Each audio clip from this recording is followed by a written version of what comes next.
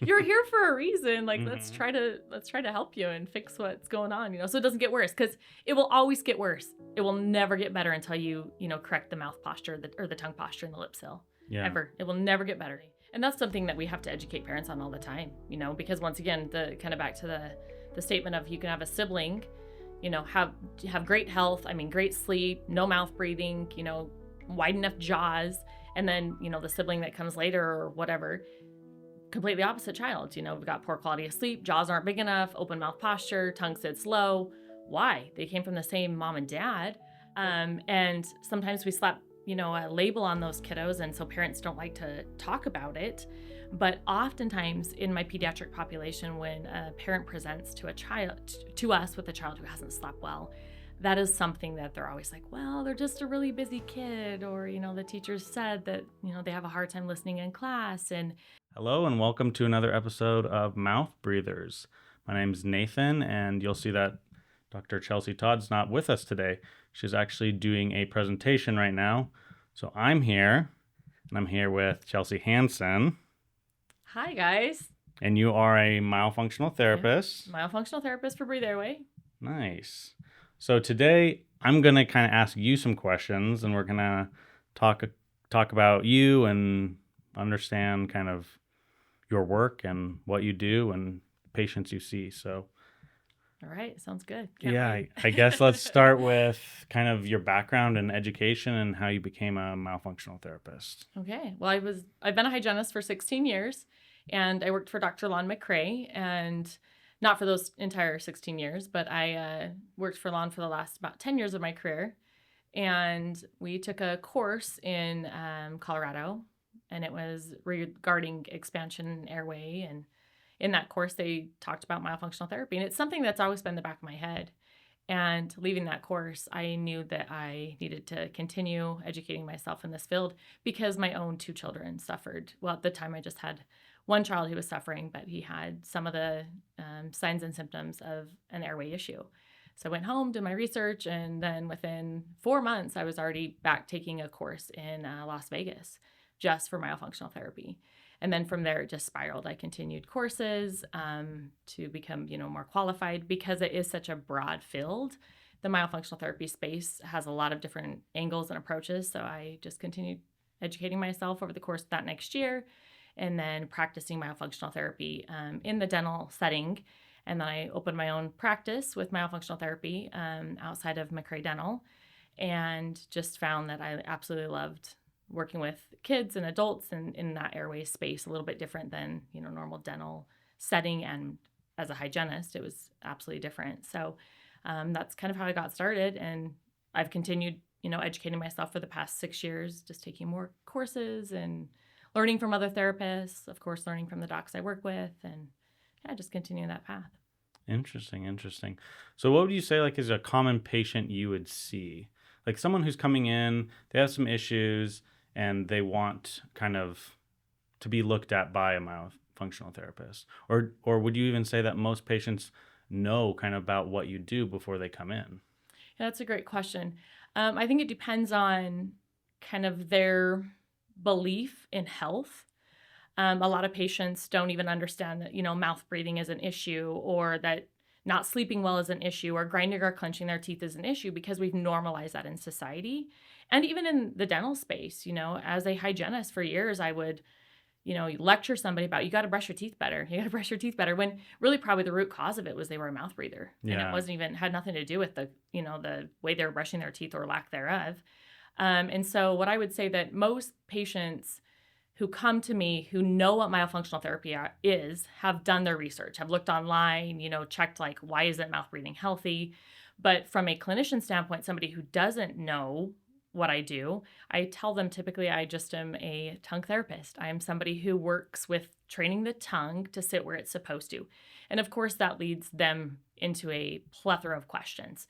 Where's the tongue supposed to sit? Why does it need to sit on the roof of my mouth? Why is mouth breathing not healthy? And how does grinding and clenching my teeth have anything to do with my quality of sleep? I wear a night guard. I've been wearing a night guard for 20 years. That's what I've been told to do. And so patients come from all different places with seeking my help. And sometimes they have no idea why they would need tongue therapy, but I try to educate them and let them figure out for themselves the things that I can provide service for, such as mouth breathing, tongue to spot relationship. When I swallow, does my tongue come between my teeth? Does it touch my teeth?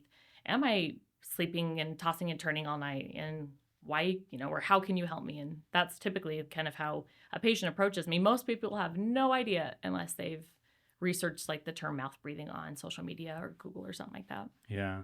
Yeah, I find it interesting that I feel like your guys' field, it's very modern and kind of not been done as like in the way you guys are doing it, where it's more of a holistic approach, kind of try and solve the problem through either referring out or dealing with things in your practice. And I do find it interesting that, like you said, most people come to you with a bit of education or they've done a little bit of digging, because I think the average person probably just isn't educated on these things. So you do have to discover some of that stuff on your own and come to you guys with a bit of a idea that maybe this is an issue for them. 100%. Yeah. Some of our referral sources are dentists, of course. And, the dentist will prep them a little bit like, hey, I see XYZ, grinding, clenching, the tongue mobility is not there or whatnot. But most of the time, unless the dentist is educated, once again, they don't know even where to send a patient. They now know that, mouth breathing's not normal as well, and grinding and clenching is a problem. But most of the time, if they're not coming from a dentist who understands airway, they have to do the research on their own. Yeah, interesting.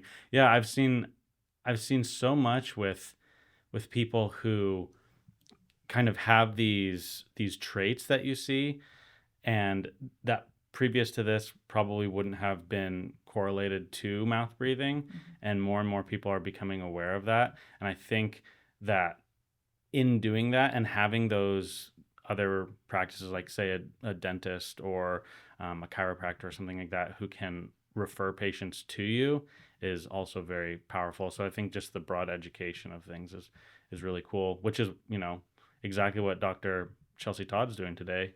She's doing some education. Absolutely. So all that growing and everything is fascinating to me. Well, and when we get a referral from a chiropractor or a craniosacral therapist, they've been dealing with fascia forever. I mean, that's part of their career and training.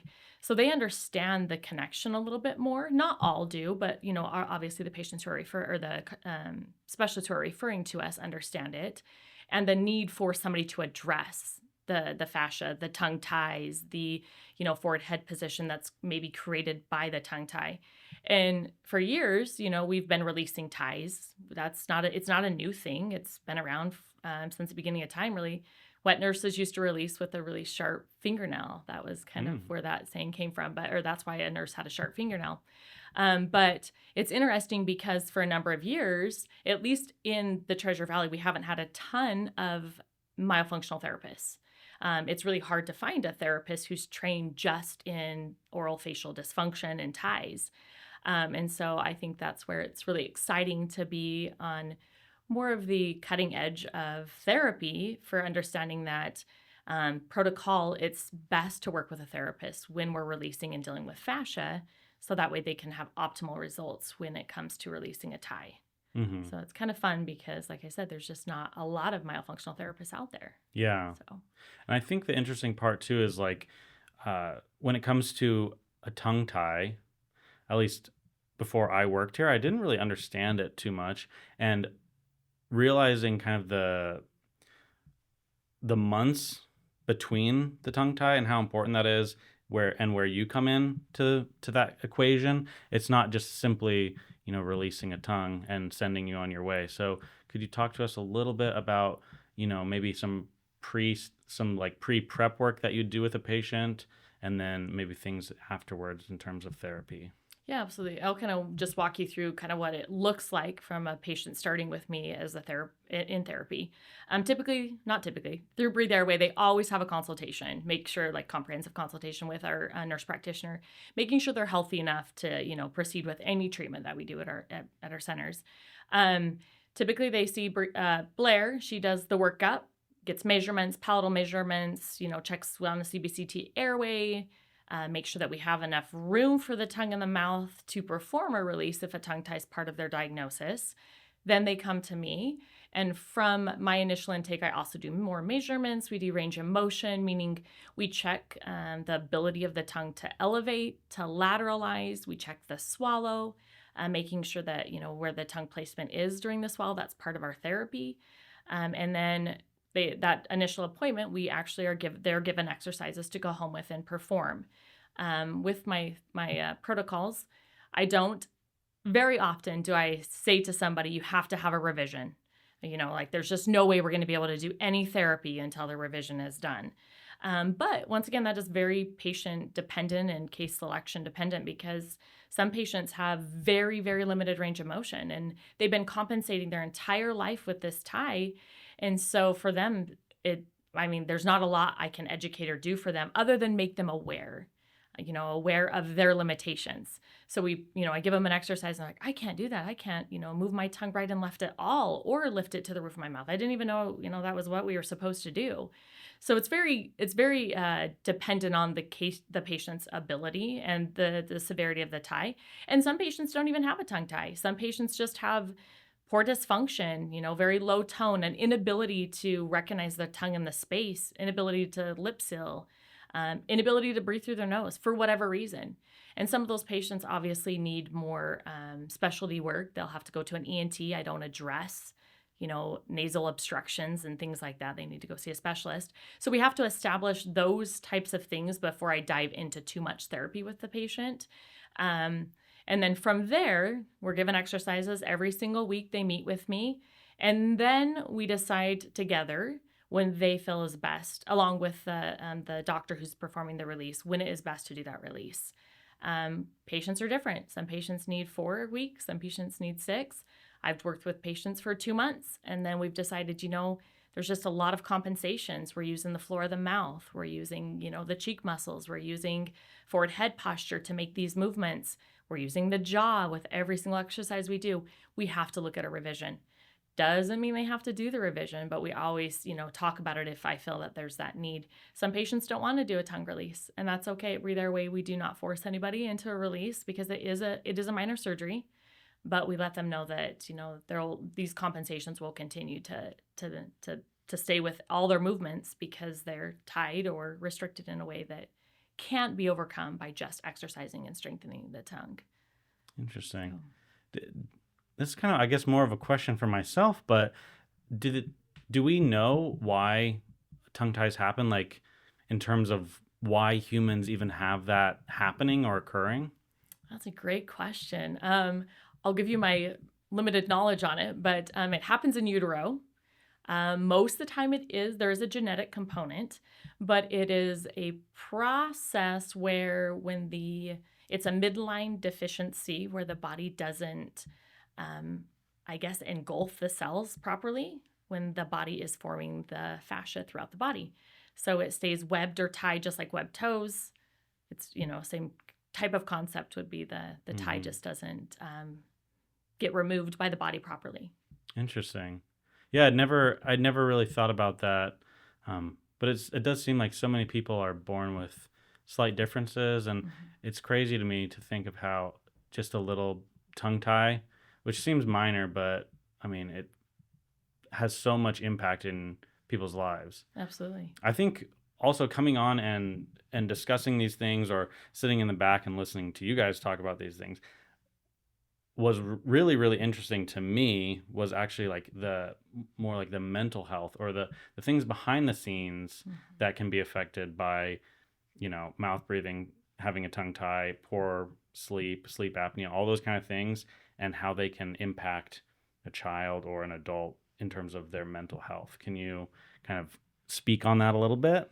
Yeah, that's a loaded question because it's hard. It's a very sensitive subject for a lot of patients, especially parents who have children who have maybe signs of ADD or ADHD or some anxiety or depression or, just a rambunctious child who can't sit still. And sometimes we slap, a label on those kiddos. And so parents don't like to talk about it. But oftentimes in my pediatric population, when a parent presents to us with a child who hasn't slept well, that is something that they're always like, well, they're just a really busy kid, or, the teacher said that, they have a hard time listening in class. And it's we have to tread lightly, make sure that we, present what we can. And never, of course, we never try to like say that we're going to solve every child's wild behavior just because we, fix their tongue tie or whatever. But you have to think about it even from an adult's perspective. When we don't sleep well, we are adults, we can understand that we can't act a certain way in society. We can't run around. We can't lay on the floor and scream and cry when we have a bad day. I mean, you can, but it's not socially accepted. But with kiddos, they don't know how to deal with that, lack of sleep and the vagal stimulation that they're not receiving in that fight or flight state they're always in. And so what happens is it presents with, maybe a rambunctious child, maybe a child who doesn't care at all about anything too, or, a child who can't regulate their emotions. They cry easily or they get angry easily. And so when we help a child stimulate the vagus nerve by putting the tongue on the palate for, just simplicity, when you stimulate the vagus nerve, it takes that child out of that sympathetic fight or flight state and puts them in that parasympathetic rest and digest. And yes, it takes practice and it takes effort because there's a lot of things that have to happen internally as well as getting the tongue to sit in the roof of the mouth. But when a child can't do that, they very much act in a way that, may not be socially accepted or we think is, abnormal I guess in society, sometimes we normalize it as well that, kids are just supposed to act that way.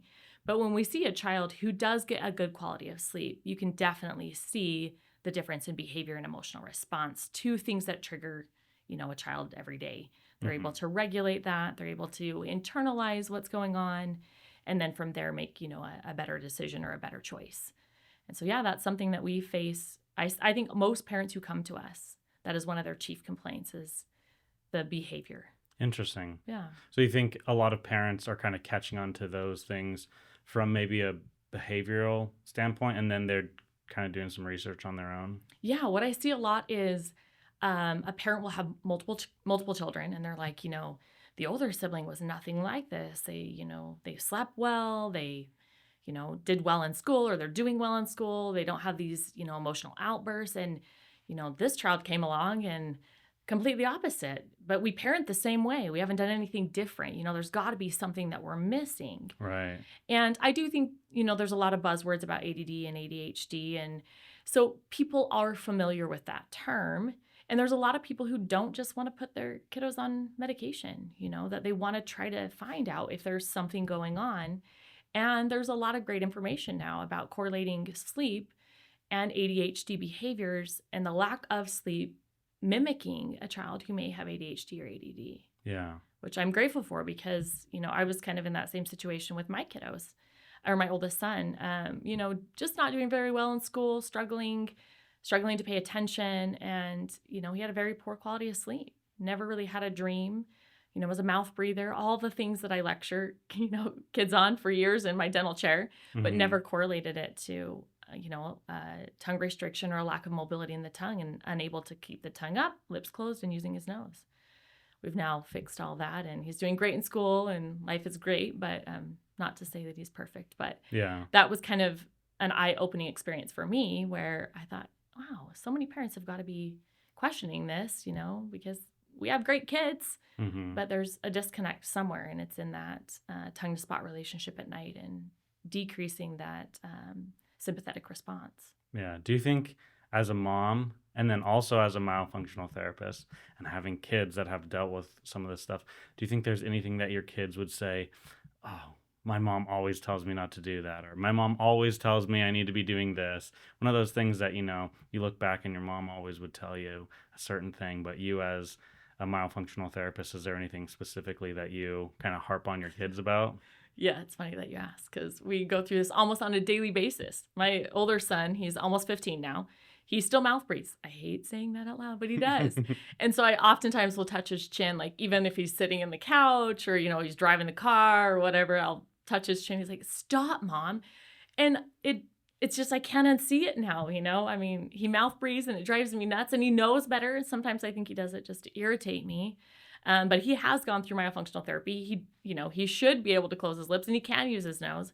But once again, kids, when they get ultra focused on something, or even as adults, every one of us have mouth breathed before when we're focused or as a habit. Mm-hmm. So yeah, my son hates that I mention mouth breathing, and I am very aware of kiddos who like bite their fingernails and chew on their cuticles.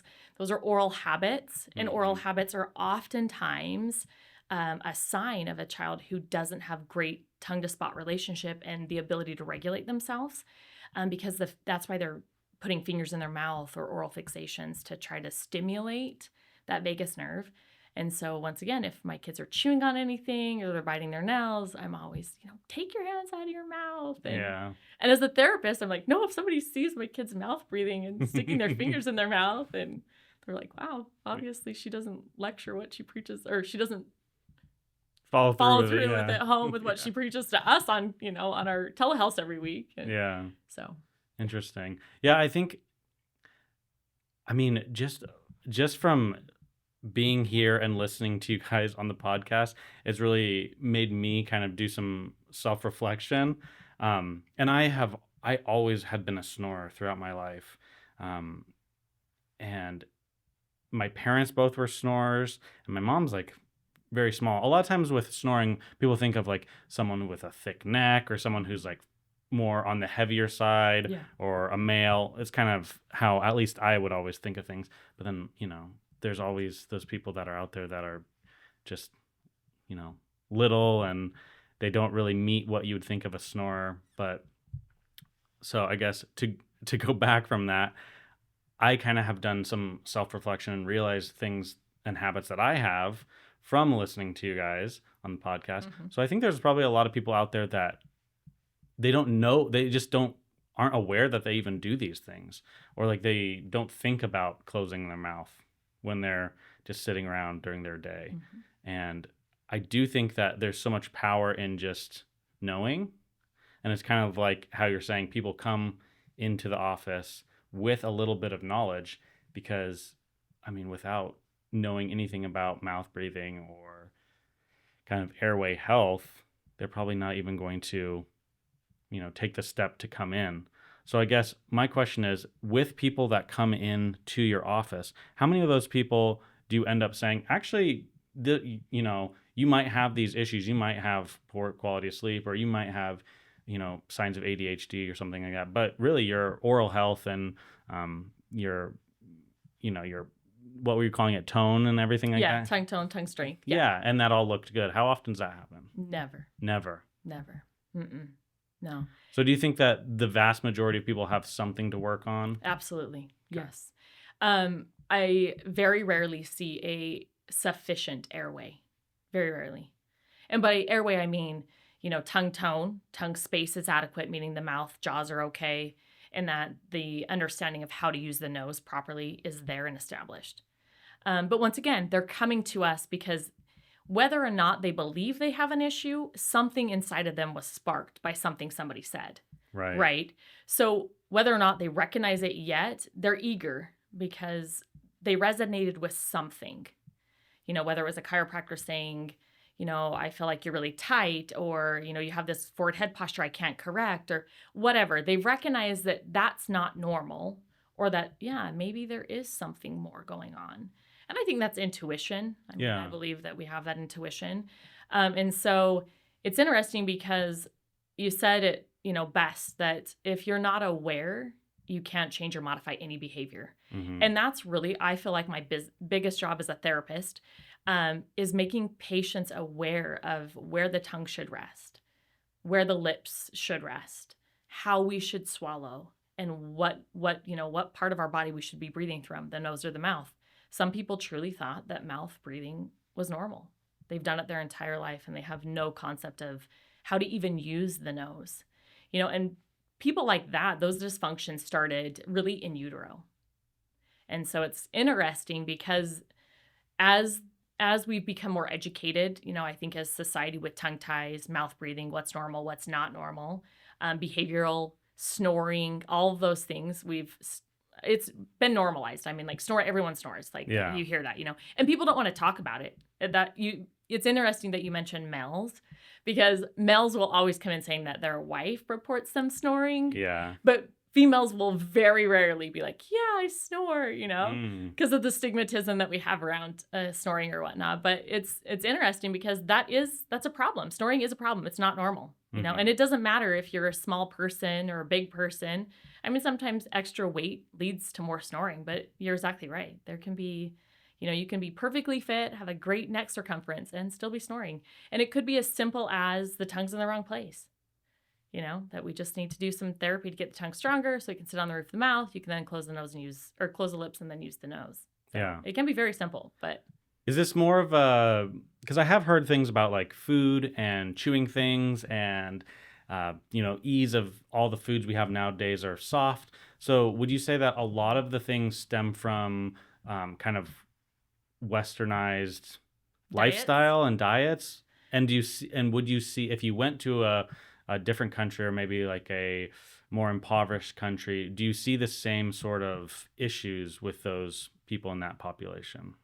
Yeah, and I'm taking a course right now actually on jaw space and how like to increase cranial facial growth and stuff at a young age, as early as infancy. But yeah, I would absolutely say that our diets have led to some of the small jaws, and you got to think about the mouth is the house for the tongue. So if the jaws are too small for the tongue only really has one place to go then, and that's down or out. So like out when we swallow and sitting down and low in the floor of the mouth, to not block the airway, or that's the idea of what the body's trying to do. But because we don't chew hard foods as like we used to, or like some third world countries do, because we're afraid of choking, which is a whole nother segment we could do, literally just talk about why somebody chokes. But what happens when we don't chew, the bone doesn't remodel, so the jaws don't get larger at a young enough age. And then when the jaws aren't big enough, the tongue can't sit in the roof of the mouth because it feels like the space is too small, and it's going to follow the path of least resistance, which means down. And then from that down placement of the tongue, the jaws continue to get smaller because that palatal pressure from the tongue is not being applied on the roof of the mouth like it should be all day and all night. And so it's just a snowball effect. So the jaws are small, the tongue gets low, the jaws get smaller and smaller as we grow, and then we get that forward head posture, that down forward growth in the jaws instead of that big, broad, beautiful palate that we want. And it just continues to cascade until it's caught, typically by an orthodontist or a dentist at age 12. Mm. But now we're growing. Our craniofacial growth is almost done for both male and females. And now we've got an issue because now we have mouth breathing, more snoring, maybe some food sensitivities. Now we've got texture issues maybe because the tongue can't maneuver the food properly. Now we don't eat as many foods or variety of foods because of textures. And the effects just start to pop up very clearly in, that age range between, I would say, like 10 and 15, where we have the behavioral issues, small jaws, mouth breathing, a lot of cavities. I mean, there's a numerous things that can happen because it all started with the small jaws, not chewing, not masticating, not growing the jaws, not getting the tongue up in the roof of the mouth, opening that airway at night so we can breathe properly. And then, of course, the lip seal that creates, the nasal breathing that, creates a healthier child. Mm-hmm. Yeah, and I think what's crazy too is so many people nowadays are very, I guess the word would be like vain. Everyone's worried about how they look and how they're perceived online and things like that. But I do find it interesting that, like you said, some things are genetic, but a lot of it's kind of like lifestyle. And so I've seen studies out there about like twins and how they would be, one was raised by their mom, one was raised by their dad or something like that. Or one had, I heard something about an allergy with like a hamster, and then it like changed the way that their face looked. And then if you saw their sibling, they looked like completely different, and just how much kind of lifestyle factors play into that. Because I think a lot of people think about those kind of things in terms of more genetics. And it's interesting to see, like, two people with basically identical genetics, Mhm. and they still, it shows how much lifestyle changes things. Absolutely. And that's something that we have to educate parents on all the time, because once again, the kind of back to the statement of you can have a sibling, have great health, I mean great sleep, no mouth breathing, wide enough jaws, and then, the sibling that comes later or whatever, completely opposite child. We've got poor quality of sleep, jaws aren't big enough, open mouth posture, tongue sits low. Why? They came from the same mom and dad. But once again, it goes back to, what you had talked about is, what are they eating that may be different? Did they have a tongue tie and the older one did not? Because that does happen. Not every single sibling in somebody who's tongue tied is going, or not everybody who has a tie is going to have children that have ties. That's not always the case, as we know in genetics. But oftentimes you have to look at what is different, what happened differently. Maybe they did have a severe allergy and it didn't allow them to breathe through their nose. And then from that lack of nasal breathing, we got that forward head posture, we got that open mouth posture, that tongue not sitting in the roof of the mouth, the jaws kind of collapsed in on themselves. And then from there, the snowball effect happened again, the poor quality of sleep, the continuation of that fight or flight sympathetic response, and the craniofacial growth wasn't there because the tongue didn't sit where it was supposed to sit. Mm-hmm. And, maybe the hard food diet was different too because of allergies. Yeah. There's a lot of variables. And then when someone would come to you and say, I can't breathe through my nose, I can't. Yeah.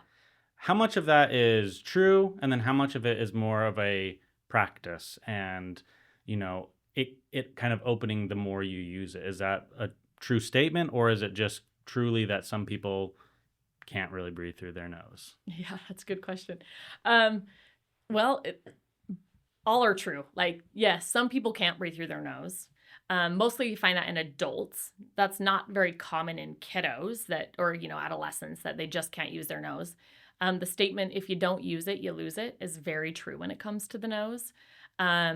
If they've had a facial injury, they've been punched in the nose or traumatic event where the nose has been injured, yes, the septum could be crossed, one side could not be being used, and they might need to see an ENT for something like that, of course. And we do make a lot of ENT referrals. We don't claim to be specialists in the nose area, especially as a therapist. I never claim that.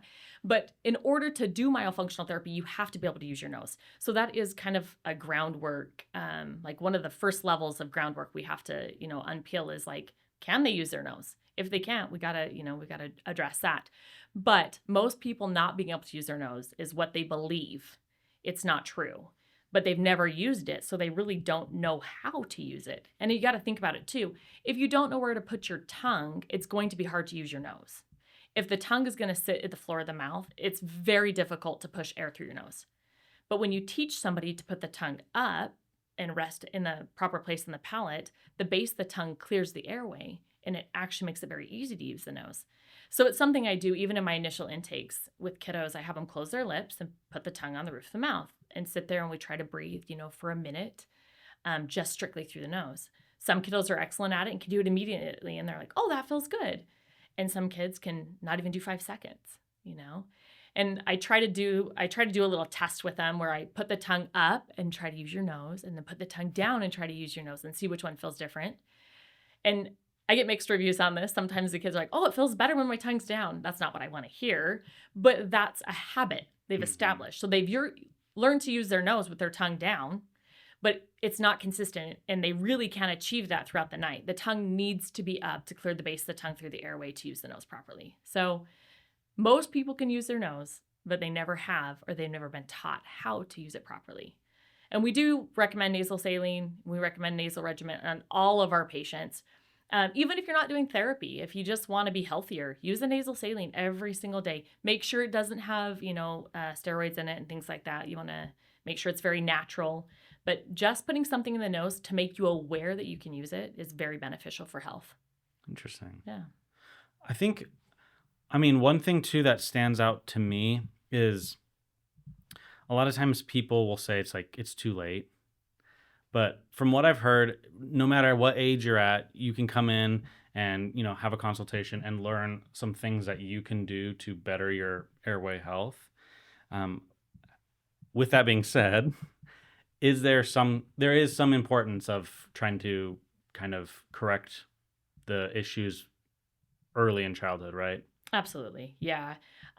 Early years, earlier habit change is always easier than later life habit change, right? I mean, having said that, I have worked with, I think my oldest patient's probably in late 70s and very successful, had a revision, went through therapy, graduated therapy, you know, able to learn to use his nose, and he really, I mean, he believes he never has in his entire life. He, can't remember when he was a young kid, but yes, if we can correct the problem early on, the snowball seems to be smaller, Yeah. right?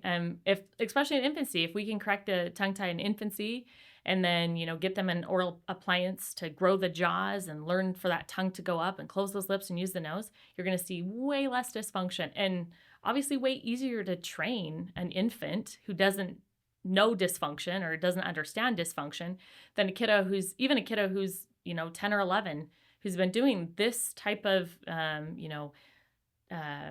oral dysfunction, whatever it may be, whether it's floor of the mouth, forward head posture, open mouth posture. It's way easier to correct that when they're younger than when we get older. Yeah. And we're more stubborn when we're older too. I have a lot of patients, especially like the 40-year-olds are like, I've been doing this for 40 years. I haven't slept good in 40 years. It doesn't matter at this point. I'm like, oh, you're here for a reason. Like, let's try to help you and fix what's going on, so it doesn't get worse, because it will always get worse. It will never get better until you correct the mouth posture or the tongue posture and the lip seal. Yeah. Ever. It will never get better. Yeah.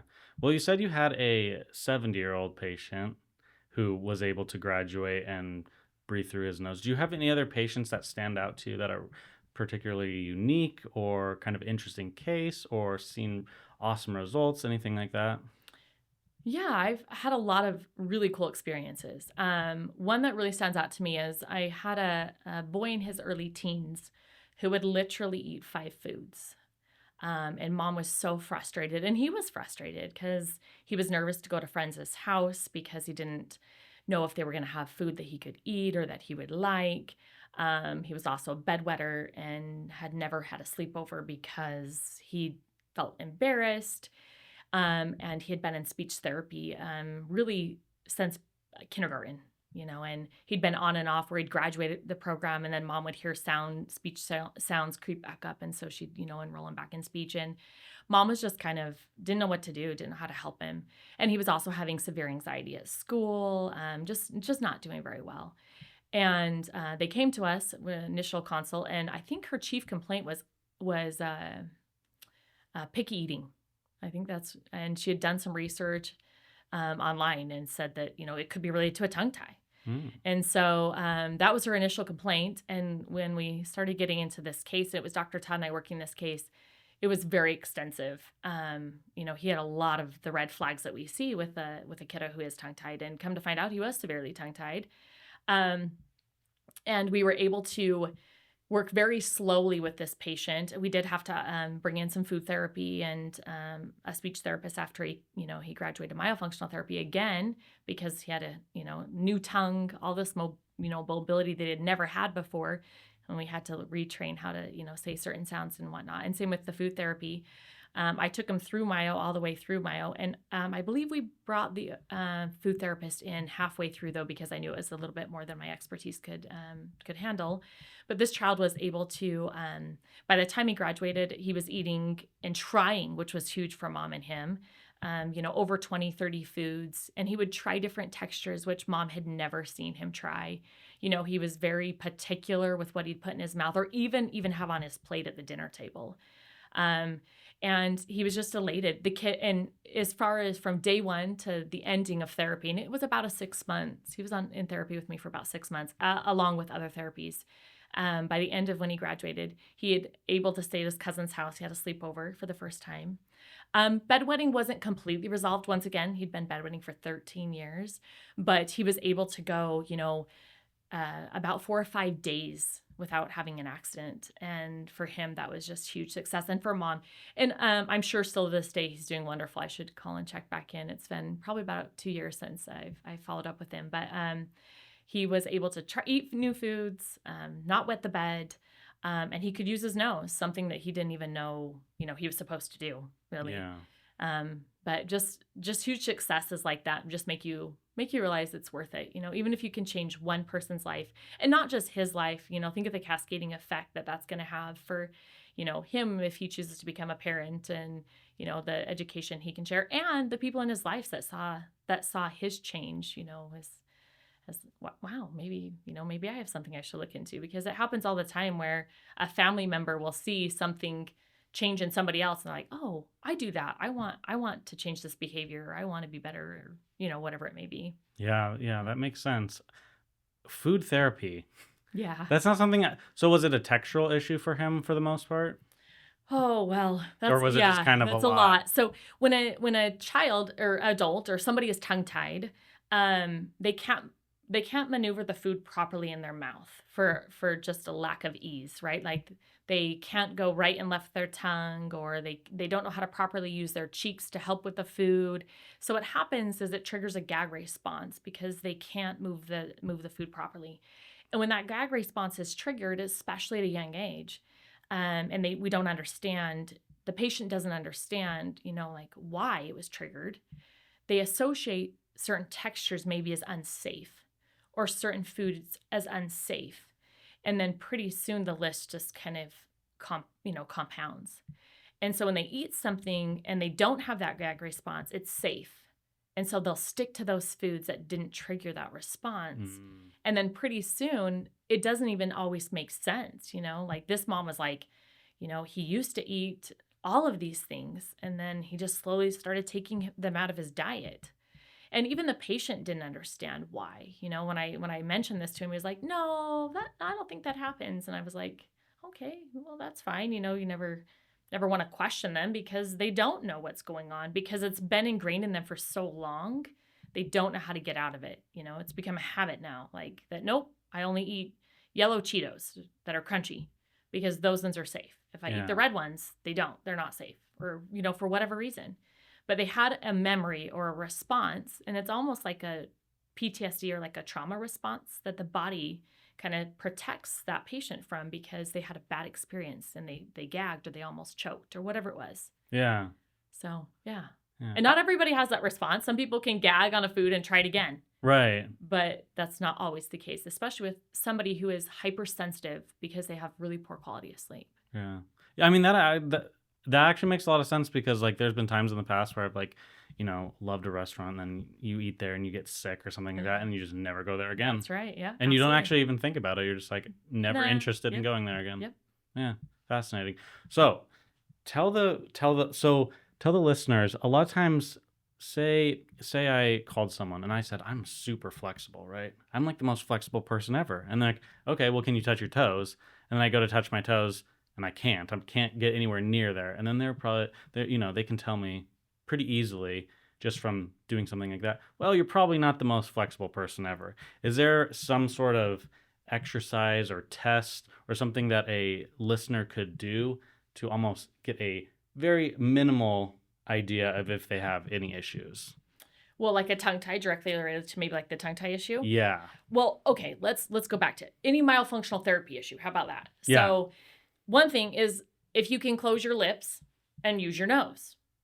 If you can close your lips and use your nose, you don't even have to worry about where your tongue placement is. If you can do that for a minute, maybe you have great nasal passage and you're fine. That doesn't mean that you don't have a tongue tie. That doesn't mean that you have great tongue tone, but it means that you can use your nose. So that would be the first step to nasal breathing, that you can use it, right? If you could open your mouth and elevate your tongue to the roof of your mouth without pulling the floor of your mouth up. Yep. So, very good. Okay. Yeah. So if you can elevate your tongue, that's pretty good. Not everybody can even elevate their tongue. If you can elevate your tongue, you may have a restriction. Interesting. I get this a lot. Patients are like, well, my kid can stick their tongue all the way out of their mouth to their chin. That's not a great exercise to prove whether or not you have a tie. Because if you do have a tie, the tongue can go down and out easier than it can elevate. Up. Does that make sense? Yeah. So if you can elevate your tongue, that's probably pretty good. If you can breathe through your nose with your lips closed, that's probably a pretty good sign. If you can stick your tongue out of your mouth and move right and left and not move your lower jaw, though, that's pretty good. Then you probably have some good mobility. But do you know where your tongue sits? Does it sit up or down? It's one of those things that I think before listening to you guys, I actually don't even remember, because it just wasn't something that I'd think about. But yeah, definitely now I'm always kind of like catching myself and Mm. shutting my mouth Yeah, and yeah. putting my tongue up. So So if I see a patient who's like, oh, that just feels so foreign to close my lips, chances are you have a tongue dysfunction. yeah, To close your lip should be very second nature to everyone, right? yeah, But if you have a tongue tie or you can't use your nose, the mouth's going to open, the tongue's going to sit low every time. And we always think of mouth breathing as like these really obvious open mouth postures where we're walking around just. yeah, Very few people do that because we know in society there's social norms, and that is not a aesthetically pleasing way to carry your face or your mouth, right? So people think that, well, I just part my lips just a little bit. Like, yeah. So they're I don't mouth breathe, breathing, but it's you just are mouth breathing. yeah, it's just not very apparent. Well, and it's unfortunate that I think Hollywood, if you look at a magazine, I do this all the time at the supermarket or whatever. If you look at beauty, most of the time, women have their mouth open. That's true. They do. Yeah. Or they have like the pucker lips, or they're slightly open mouth, or the tongue, like very relaxed. Yeah, look. the tongue sitting out of the mouth in a certain manner. I see that and I'm just like, oh no, that's horrible. Like, that's the worst thing we could teach a child, especially a young girl who may be looking at that model for beauty or oral facial resting posture. Like, no, we should be closing our lips and, teaching them, use your nose. The nose is best. But it's so they need to have magazines with lips nice and closed and the nose flaring. That's right. Lip seal and those big broad faces. That's what we want, I mean, we always think of like, well, beauty's always, the really slender chin and jawline. And no, let's get those big broad jawlines and lip seal and breathing through the nose. That means your jaws are big, your airway is big, you're getting great sleep. Let's push that. But it's not what Hollywood wants, I guess. So. Yeah. Okay, well, it's been great talking to you. You have some patients to go see. Yes, I do. So I'll let you close out and maybe tell people where they can find you. All right. Well, come and see us. We're at Breathe Airway. Our location's in Meridian, Linder and Chinden, very easy to find. We're there Monday through Friday. So give us a call and we can get you set up for a consult with Blair, and then you can come and see me if need be. Perfect. Well, it was good talking, and we'll see you on the next one. Awesome. Thanks. Appreciate it, Nate. Yep. Bye-bye.